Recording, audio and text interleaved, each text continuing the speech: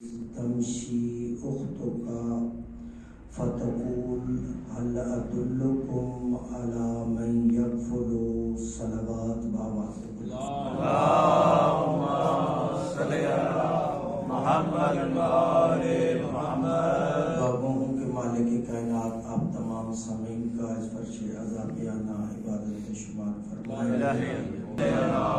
محمد وآل محمد۔ سامعین محترم، سورہ طٰہٰ سے ایک آیہ معافی ہدایہ کے ایک جز کو سرنامہ کلام کے طور پہ آپ کی حسین سماعتوں کی نظر کیا۔ یہاں اللہ اپنے ایک نبی کا تذکرہ کر رہا ہے۔ ماشاءاللہ۔ قبل اس کے کہ آیت کے ترجمے کی طرف آؤں، اس کے سیاق و سباق کو سمجھانے کے لیے اسی آیت کی شرح پر ایک اور آیت پڑھ رہا ہوں۔ اللہ رب العزت کلام مجید میں ارشاد فرماتا ہے، جناب موسیٰ علیہ السلام کو مخاطب کر کے، وَلَقَدْ مَنَنَّا عَلَيْكَ مَرَّةً أُخْرَى، اے موسیٰ ہم نے اس سے پہلے بھی تجھ پر ایک احسان کیا ہے۔ وَلَقَدْ مَنَنَّا عَلَيْكَ مَرَّةً أُخْرَى، یعنی ایک ہی آیت میں اللہ دو احسانوں کا تذکرہ کر رہا ہے۔ اے موسیٰ ہم نے اس سے پہلے بھی آپ پر احسان کیا ہے، یعنی ایک احسان اللہ یہاں بیان کر رہا ہے، اور ایک احسان ایسا ہے جو اس سے پہلے خدا موسیٰ پہ کر چکا ہے۔ بات کو آگے بڑھاتے ہوئے اللہ نے ارشاد فرمایا کہ وہ احسان کیا ہے، وَأَوْحَيْنَا إِلَىٰ أُمِّكَ مَا يُوحَىٰ، کہ ہم نے تیری والدہ کی طرف وحی کی، کیا وہی شے جو وحی ہوتی ہے۔ یعنی کوئی یہ اعتراض نہ کرے کہ جو اللہ نے جناب موسیٰ کی والدہ کی طرف وحی کی وہ کسی اور نوعیت کی وحی ہے اور انبیاء پر کسی اور نوعیت کی وحی ہوتی ہے، بلکہ اللہ نے اسی کے اندر اٹھنے والے سوال کا منہ بند کرتے ہوئے بتایا کہ میں نے وہی کی ہے جو ہوتی ہے۔ اے موسیٰ ہم نے آپ پر احسان کیا کہ ہم نے آپ کی والدہ کی طرف وحی کی۔ اب بات کھلے تو پتہ چلے کہ وحی کیا کی تھی۔ اِلَىٰ أُمِّكَ مَا يُوحَىٰ، ہم نے آپ کی والدہ کی طرف وحی کی، اَنَقْذِفِيهِ فِي التَّابُوتِ فَاقْذِفِيهِ فِي الْيَمِّ فَلْيُلْقِهِ الْيَمُّ بِالسَّاحِلِ، اس بچے کو صندوق میں رکھ دے اور رکھ کر دریا کے سپرد کر دے، فَلْيُلْقِهِ الْيَمُّ بِالسَّاحِلِ، پانی اسے بہاتا ہوا ساحل کے کنارے لے جائے گا۔ اب تاریخ کا جملہ کہہ کے آیت کا اگلا ٹکڑا پورا کرتا ہوں۔ یہ کیوں ماں سے کہا؟ اس لیے کہ اس دور میں زمانے کو پتہ چل گیا تھا کہ کوئی آنے والا ہے، کوئی آنے والا ہے جو اللہ کا نمائندہ ہے، اور اگر وہ آ گیا تو اے فرعون تیری سلطنت تہس نہس کر دے گا، تیرا اقتدار ختم ہو جائے گا، تیری بنائی ہوئی خدائی تباہ ہو جائے گی۔ یہ علم آنے کے بعد فرعون نے بچوں کو قتل کرنا شروع کر دیا، جو بچہ پیدا ہوتا اسے قتل کر دیتا، حتیٰ کہ تاریخ کہتی ہے کہ یہاں تک اگر کسی خاتون کے متعلق علم ہو جاتا کہ وہ امید سے ہے تو وہیں اس بچے کو ضائع کر دیا جاتا تاکہ وہ اللہ کی حجت آئے ہی نہیں۔ ماشاءاللہ۔ آپ توجہ فرمائیں گے تو میں بہت جلدی سے بنا تمہید کے اگلا جملہ کہہ دوں گا، پوری توجہ میری طرف رکھیے گا تب میں بڑے اعتماد سے اور بڑے حوصلے سے جملہ پورا کرنے لگا ہوں۔ اور ایک بہت بڑی وجہ، ایک بہت بڑا سبب جو اکثر آپ کی سماعتوں سے یہ بات شاید ٹکرائی ہو، اس ابہام کا بھی ازالہ کرنا چاہتا ہوں۔ وہ بچوں کو قتل کر رہا تھا کیوں؟ کہ کہیں وہ بچہ نہ آ جائے کہ جس کی وجہ سے میری حکومت برباد ہو جائے گی، میری بنائی ہوئی خدائی ختم ہو جائے گی۔ اسی طرح سے ایک یہودی نے بتایا تھا یزید کو کہ آل محمد میں ایک علی ہے، آل محمد میں ایک علی ہے کہ جس سے نسل رسول چلے گی، اگر اس علی کو مار دو گے تو وہ آخری نہیں آئے گا جس نے ہمیں تباہ کرنا ہے۔ اس ارادے سے یزید نے کربلا کی طرف جب جنگ شروع کی تو ایک خاص حکم نامہ جاری کیا تھا، اور وہ حکم نامہ یہ تھا کہ جو بھی علی نام کا ہو اسے قتل کر دینا، جو بھی علی نام کا ہو اسے قتل کر دینا۔ بھائی توجہ، ہاتھ کا طالب، جو علی نام کا ہو اسے قتل کر دینا۔ جس وقت کربلا کا معرکہ ہو گیا، جس وقت کربلا کا واقعہ ہو گیا اور یہ قافلہ کوفے کی سرزمین پہ پہنچا تو اس وقت اس نے پوچھا کہ یہ مردوں میں یہ کون ہے؟ تو بتایا گیا کہ یہ علی زین العابدین ہے۔ تو گھبرا کے اٹھا اور کہا کہ تمہیں کہا نہیں گیا تھا کہ ہر علی کو قتل کرنا ہے؟ اب پتہ چلا کہ حسین کی اس نام سے وابستگی کیوں ہے۔ میں تاریخ کے بہت بڑے گوشے کو بیان کر رہا ہوں اور آپ کی مجلس کے لیے جملہ رکھ رہا ہوں، جو موضوع آپ نے کہا اس موضوع کے لیے جملہ رکھ رہا ہوں۔ اپنے ہر بیٹے کا نام علی رکھا، جانتے تھے کہ دشمن کا ارادہ یہ ہے کہ جو علی ہوگا اسے مار دیا جائے گا، پھر بھی حسین نے اپنے ہر بیٹے کا نام علی رکھا۔ کیوں؟ رگوں میں ابو طالب کا لہو دوڑ رہا تھا۔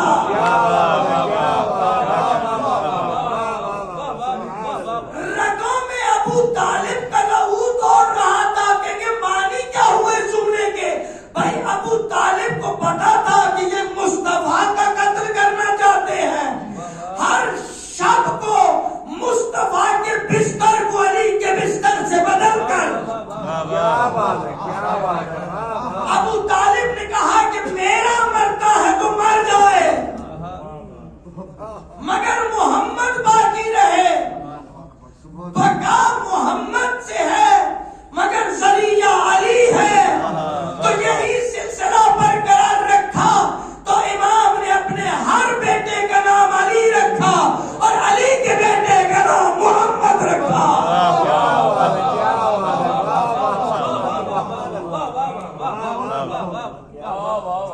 ہم یہ سمجھتے ہو کہ تم علی مار دو گے، اور یہ یاد رکھیے یہ تاریخ کا یہ گوشہ دونوں مرتبہ اٹھا ہے، کوفے میں بھی شام میں بھی، دونوں مرتبہ کوشش کی گئی کہ علی کو قتل کر دیا جائے، اور جب یہ کوشش کی گئی تو علی کے لہجے کی عکاس آگے بڑھی، مگر بی بی کا رد عمل ہر جگہ کی مناسبت سے ویسا رہا. اگر آپ بی بی کے اس دفاع کو پڑھیں جو کوفے میں تھا تو وہ دفاع بالکل بدلا ہوا تھا جب شام میں تھا. کوفے کی سرزمین پہ علی کا دفاع ایسے تھا کہ بی بی اس سے کہہ رہی تھی، یہ منزل مصائب کا جملہ منزل فضائل پہ پڑھ رہے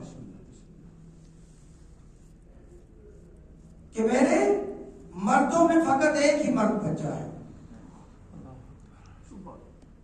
اور یہ بھی بیمار ہے،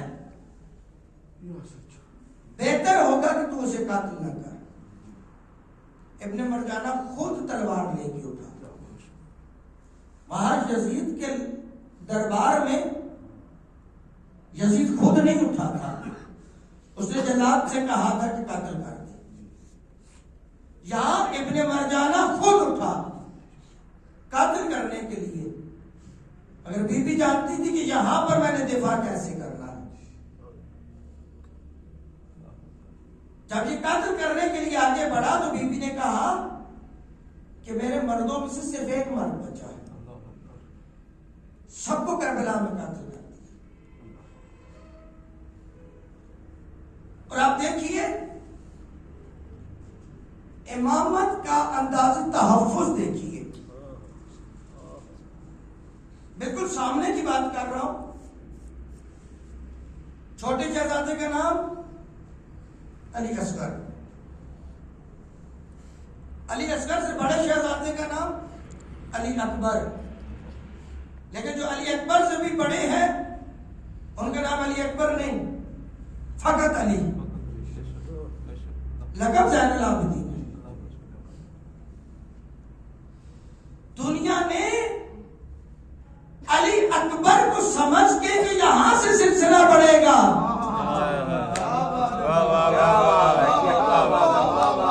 دنیا نے یہ سمجھا کہ سلسلہ یہاں سے بڑھے گا. دیکھیں میں بہت مشکل رستے سے اس وقت گزر رہا ہوں. میں نے کسی مجلس میں اس چیز کو بیان کیا تھا منزل مصائب پر، آج منزل فضائل پہ یہ جملہ کہہ رہا ہوں.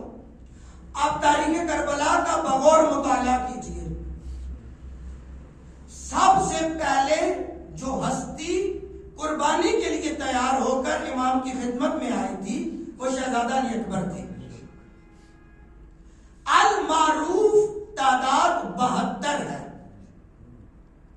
اگر آپ تاریخ میں جائیں تو آپ کو مختلف تعداد ملے گی شہدائے کربلا کی، مگر بالاتفاق 72 کنفرم ہے کہ 72 ہیں. تو میں اسی معروف عدد کو ہی لے کے چل رہا ہوں. امام حسین علیہ السلام، شہزادہ علی اصغر، جناب باب الحوائج، اور پھر تاریخ کا ایک اختلاف کہ جناب باب الحوائج پہلے شہید ہوئے یا شہزادہ علی اکبر پہلے شہید ہوئے. آپ جس طرح سے بھی تاریخ کی جس روایت کو لے لیں، آپ کو آخری شہداء میں خاندان بنی ہاشم کے 4 افراد ملیں گے. مولا حسین، سرکار باب الحوائج، شہزادہ علی اکبر، شہزادہ علی اصغر. اور ان 4 شہداء میں 2 شہداء کنفرم ہے کہ سب سے آخری ہے. سب سے آخری مولا حسین اور اس سے پہلے شہزادہ علی اصغر. 2 میں تاریخ کا اختلاف ہے کہ مولا عباس پہلے شہید ہوئے یا شہزادہ علی اکبر پہلے شہید ہوئے. آپ جس عدد کو لے لیں، 72 میں سے 3 کو مائنس کر دیں. اگر اس روایت کو لیتے ہیں کہ مولا عباس پہلے شہید ہوئے تو پیچھے 69 کا عدد بچے گا. اور اگر آپ اس عدد کو لیتے ہیں کہ مولا عباس بعد میں شہید ہوئے تو پھر عدد ایک بدل جائے گا. صرف ایک عدد کا فرق ہے. سب سے پہلے شہزادہ علی اکبر بابا کی بارگاہ میں آئے اور آ کے اس نے جہاد لیا. جیسے علی اکبر نے اس نے جہاد لیا تو اصحاب کی ایک پوری جماعت کھڑی ہو گئی اور کھڑے ہو کے کہا کہ مولا ہمارے ہوتے ہوئے علی اکبر جائیں گے. پہلا جو اکٹھا حملہ کیا گیا، پھر فرد فرد کی جنگ شروع ہوئی. ہر مرتبہ علی اکبر آتے تھے، ہر مرتبہ کوئی نہ کوئی علی اکبر کے سامنے آ جاتے تھے اور سامنے آ کے کہتے تھے مولا علی اکبر کو نہیں بھیجنا، ابھی میں ہوں، پہلے مجھے بھیجے، پہلے مجھے بھیجے. اس طرح سے 69 افراد پہلے شہید ہو گئے.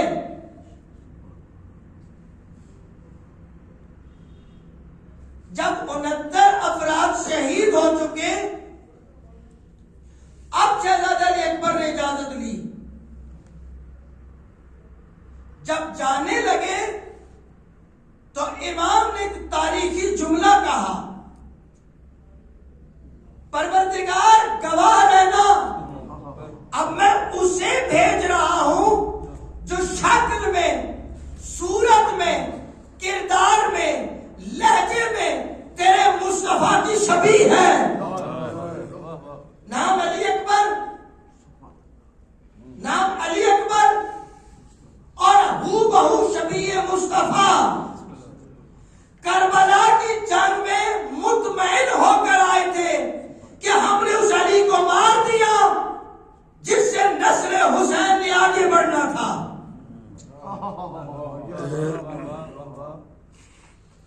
جس سے نسل حسین نے آگے بڑھنا تھا.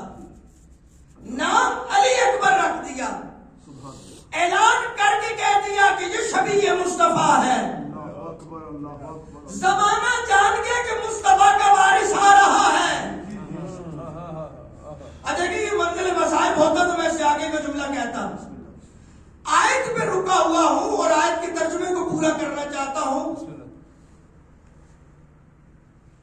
جب خبر ہو گئی کہ وہ بچہ آنے والا ہے جو فرعونیت کو ختم کر دے گا، تو قتل کرنا شروع کر دیا گیا.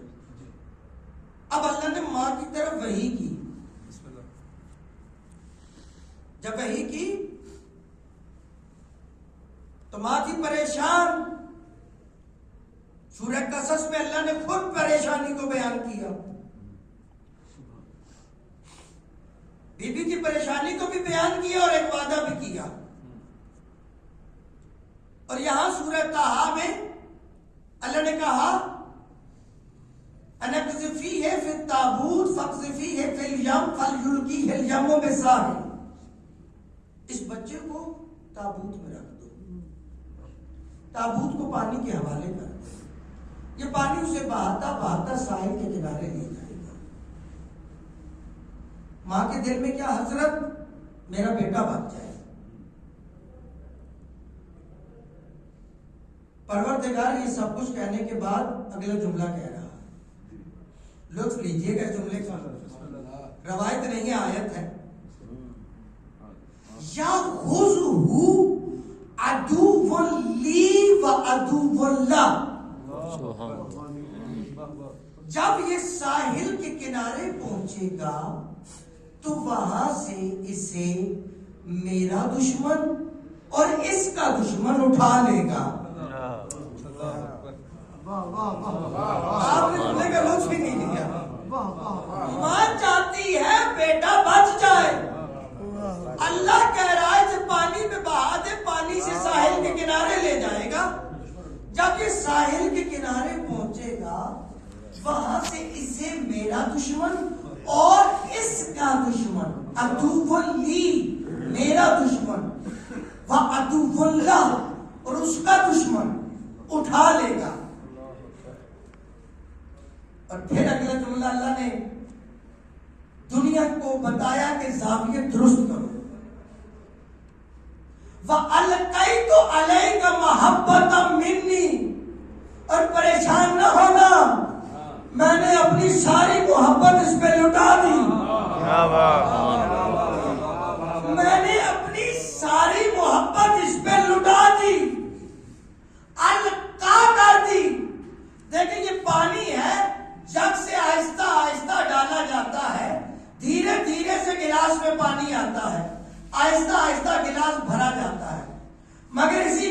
کو اٹھایا اور اٹھا کے اڈیل دیا. ایک لہجے میں جتنا پانی تھا سارے کا سارا گر گیا. اسے عربی زبان میں کہتے ہیں القا، کہ کسی چیز کو اس طرح سے اڈیل دیا جائے کہ پیچھے کچھ نہ رہے. اللہ یہ نہیں کہہ رہا کہ میں نے اپنی محبت کو دھیرے دھیرے نچھاور کیا. وَأَلْقَيْتُ عَلَيْكَ مَحَبَّةً مِّنِّي، میں نے اپنی ساری محبت اس پہ اڈیل دی.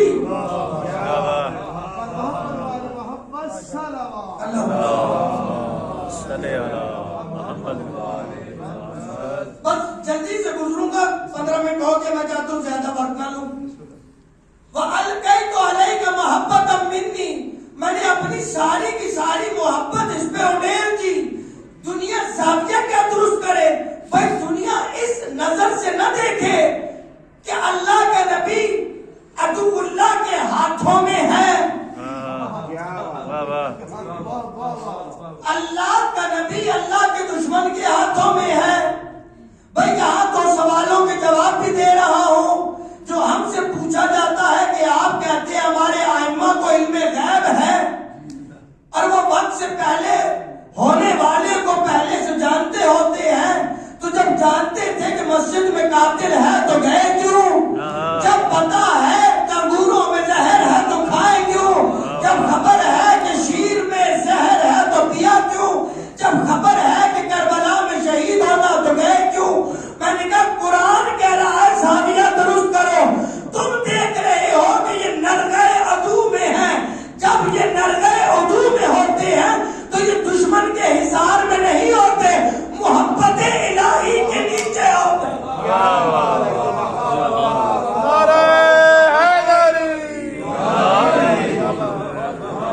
دنیا یہ دیکھ رہی ہوتی ہے کہ یہ دشمن کے نرغے میں ہے، حقیقت میں یہ دشمن کے نرغے میں نہیں ہوتے، محبت الہی کے حصار میں ہوتے ہیں. یَأْخُذُ عَدُوًّا لِّي وَعَدُوٌّ لَّهُ، وہاں سے اسے میرا دشمن اس کا دشمن. ایک احسان. دوسرا احسان کیا تھا؟ اس تمشی اختوں کا، ہم نے صرف ماں کی طرف وحی نہیں کی کہ بیٹے کو بھیج دو پانی کی لہروں پہ اور وہاں سے دشمن اٹھا لے گا.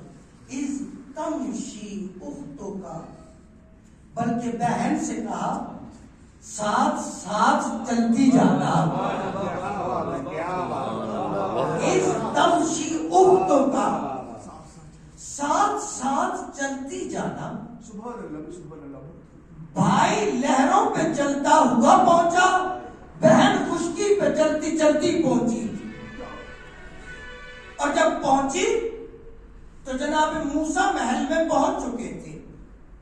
جناب موسیٰ روئے. محسوس کیا گیا کہ بچے کو غذا کی طلب ہے.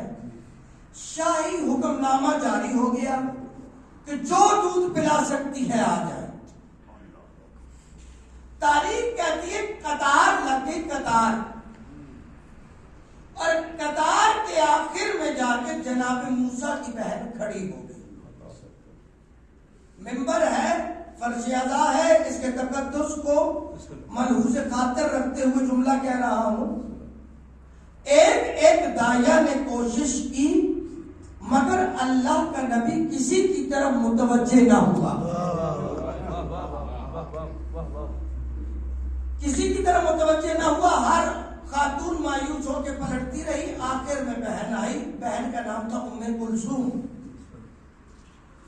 آئی اور آیت نے اگلے ٹکڑے کو رکھا. بی بی نے آ کے کہا ہل ادلکم من یکفل، کیا میں تمہیں ان کا پتہ بتاؤں جو اسے پالے.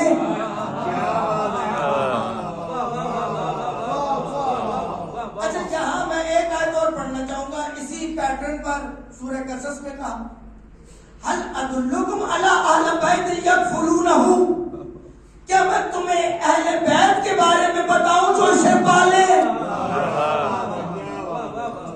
بھائی یہاں ایک بات تو واضح ہو گئی کہ نبی جہاں بھی بھی ہو باہر نہیں ہوتا، اہل بیت میں ہوتا ہے۔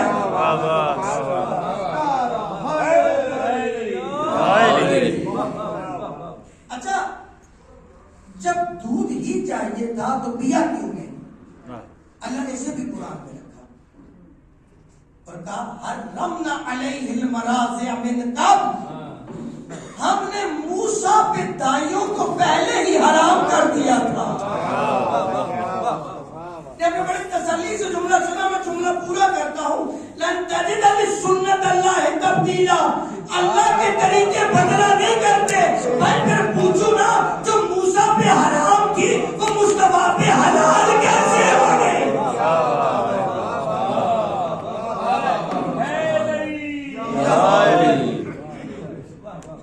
قرآن کہہ رہا ہے کہ دائیاں حرام تھی موسیٰ پہ، جو چھوٹے نبی پہ حرام تھی وہ بڑے نبی پہ حلال کب ہوئی؟ اور دوسرا اللہ نے اپنا وعدہ پورا کیا، فَإِنَّ رَادُوهُ إِلَيْكَ وَجَعَلُوهُ مِنَ الْمُرْسَلِينَ۔ اے موسیٰ کی ماں پریشان نہ ہونا، میرا وعدہ ہے میں تجھے واپس لوٹا کر دوں گا، اور ایسے نہیں جب لوٹا کر دوں گا تو رسول بنا کر لوٹاؤں گا۔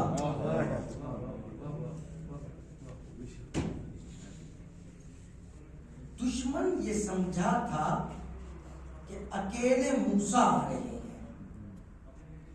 دشمن کو خبر نہیں تھی کہ بہن ساتھ آ رہی ہے، یعنی بہن موسیٰ کے ساتھ آئی، کیوں؟ تاکہ موسیٰ زندہ رہے۔ اگر بہن نہ آتی تو موسیٰ مر جاتا، اگر موسیٰ کی بہن ام کلثوم موسیٰ کو بچانے کے لیے ساتھ آئے تو بہن کا ساتھ آنا اللہ کا احسان ہے۔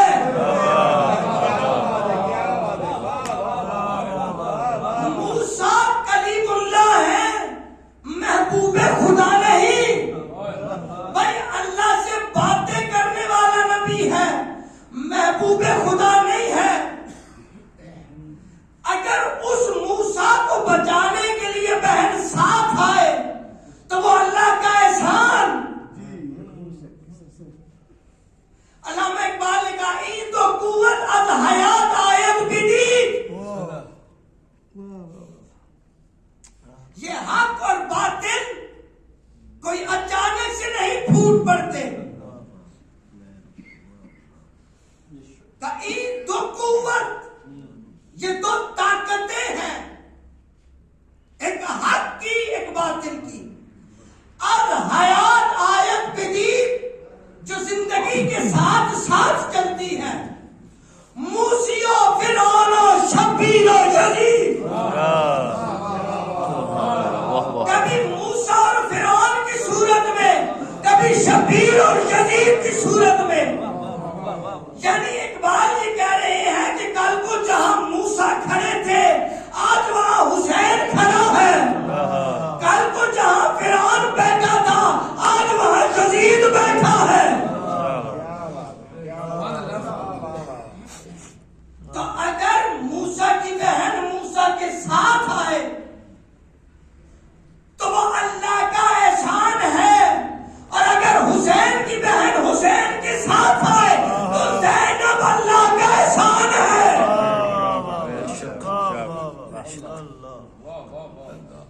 جس طرح سے فرعونی بے خبر تھے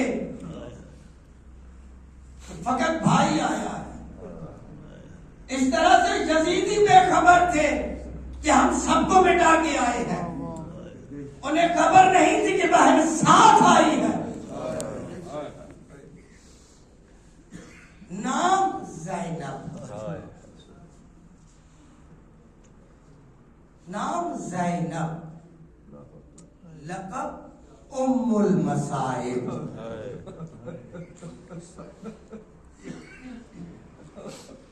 میری آقا ذاتی نے کہا تھا سبت علیہ مصائب لو انہا سبت علی الایام سرنا لیالیا، اپنے بابا کی قبر پہ کھڑے ہو کے سیدہ نے فرمایا تھا بابا تیری بطول پہ اتنے ظلم ہوئے ہیں، اگر سفید دنوں پر ہوتے تو سیاہ راتوں میں بدل جاتے، مگر بطول ام المصائب نہیں ہے، میری بیوی ام المصائب ہے۔ بڑے جلدی سے مصائب کے تو جملے کہنا،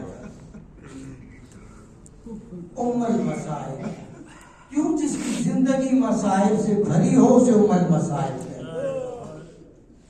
بچپنے میں ماں کا جنازہ دیکھا،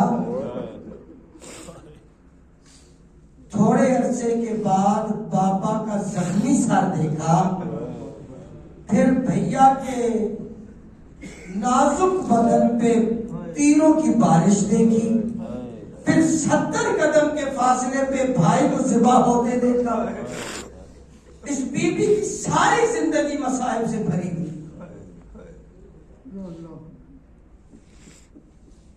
آپ کے گریے کے لیے تمہیدن ایک جملہ کہہ رہا ہوں، اللہ تعالیٰ نے ہر ہستی سے امتحان لیا، مگر ہر ہستی سے اس کے مزاج کے مطابق تاریخ کہتی ہے کہ حضرت یوسف نبی پانی سے ڈرتے تھے، حتیٰ کہ جب نہلایا جاتا تھا تو ہچکی بن جاتی تھی۔ اللہ نے امتحان یہ لیا کہ بھائیوں نے کنویں میں ڈالا، جس کے لیے جو چیز سخت تھی اسی میں اس کا امتحان لیا۔ اگلا جملہ کو، علی بہت شجاع تھے مگر غیرت بہت تھی۔ تاریخ کہتی ہے کہ ایک روز ایک یہودی قبیلہ بھرے بازار میں اپنی بیٹی کو تماچے مار رہا تھا۔ یہ منظر علی نے دیکھا، 3 روز تک علی نے کھانا نہیں کھایا۔ جو نہیں پہنچے ان کے لیے جملہ کھول دیتا ہوں، کوئی مومنہ نہیں تھی، کوئی خون کا رشتہ نہیں تھا، ایک غیر مذہب کی عورت تھی، مگر علی کی غیرت نے گوارا نہیں کیا۔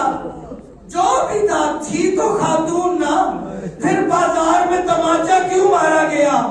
اس علی سے امتحان یہ لیا گیا بطول کو تماچے مارے۔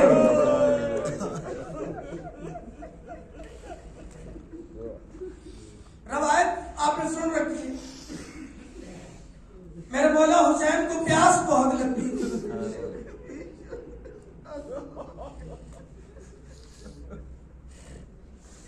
اور تاریخ کی سب سے کمزور روایت یہ ہے کہ حسین 3 روز کے پیاسے تھے۔ اگر مقاتل کا مطالعہ کیا جائے تو پتہ چلتا ہے حسین 3 دن کے نہیں 7 دن کے پیاسے تھے۔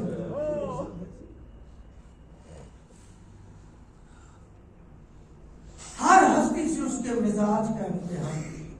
ایک جملہ اور کو، تاریخ کہتی ہے کہ جناب سیدہ جب کنیز چاہیے تھی نا 3 مرتبہ اپنے بابا کے پاس گئی تھی،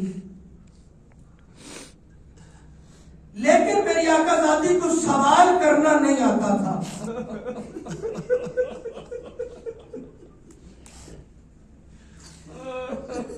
3 مرتبہ جانے کے بعد بھی بابا سے کہہ نہیں سکی کہ بابا مجھے کنیز چاہیے۔ رسول اللہ نے محسوس کیا کہ بطول مجھ سے کوئی سوال کرنا چاہ رہی ہے، رسول خود چل کے آئے اور آگے کا بیٹا کیا مانگنا چاہتی ہے مجھے کہنا۔ تو بابا آئی تو اس لیے تھی کہ آپ سے کنیز کے لیے سوال کروں گی، مگر مجھ سے سوال نہیں ہوتا۔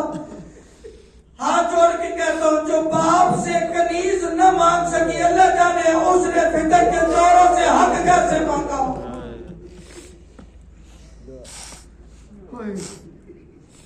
عباس غیرت کا امتحان، سادات میں سب سے نفیس تھے سید سجاد،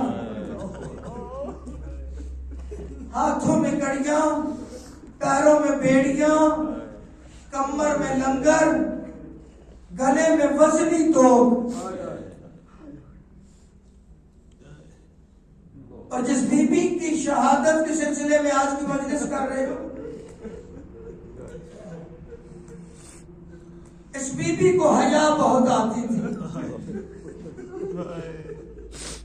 تاریخ کہتی ہے کہ روزہ رسول پر بھی جاتی تھی تو شب میں جاتی تھی، ہر رات کو نہیں، چاند کی آخری راتوں میں جاتی تھی جب چاند بھی نمودار نہیں ہوتا۔ تاریخ کہتی ہے کبھی اپنے سگے بھائیوں کے سامنے بھی بغیر چادر کے نہیں آئی۔ جو بی بی بغیر چادر کے سگے بھائیوں کے سامنے نہیں آئی نا، اس نے شام غریبہ ایک سوار کو آتے ہوئے دیکھا، آواز دے کے کہا سوار رک جا، لوٹنے والے سب کچھ لوٹ کے لے گئے ہیں، میرے پاس کچھ نہیں بچا۔ جب گھوڑا سوار رکا نہیں نا، اس وقت بی بی نے بڑھ کے لجام فرس میں ہاتھ ڈالا، ہاتھ ڈال کے کہا میں غریب ضرور ہوں مگر جانتا ہے میں علی کی بیٹی ہوں۔ جیسے علی کا نام آیا، گھوڑے سوار نے چہرے سے نقاب ہٹایا، نقاب ہٹا کے کہا مجھے پہچان، میں تیرا بابا علی ہوں۔ جیسے دیکھا بابا علی آ گئے ہیں، بی بی فوراً بھاگی، دوڑ کے بیویوں کے پاس آ کے کہتی ہے کسی کے پاس کوئی چادر کا ٹکڑا ہے تو دے، اب میں اپنے بابا کے سامنے کبھی بغیر چادر کے نہیں آئی۔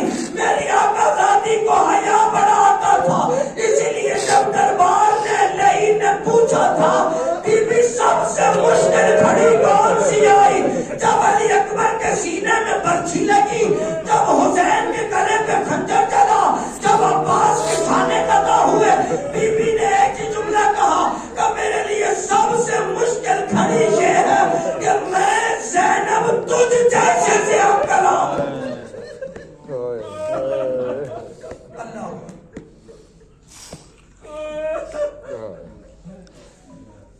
وہ بہن یزید کے دربار سے حسین کی نشانی بچا کر واپس قبر حسین پہ آئی۔ سید سجاد کا دایاں ہاتھ قبر حسین پہ رکھ کے کہا حسین تیرا وارث بچا کے لے آئی ہوں، اپنی نسل قربان کر دی۔ تاریخ کہتی ہے کہ پورے سفر میں میری آقا زادی اپنے بچوں کو نہیں روئی۔ جب واپس لوٹ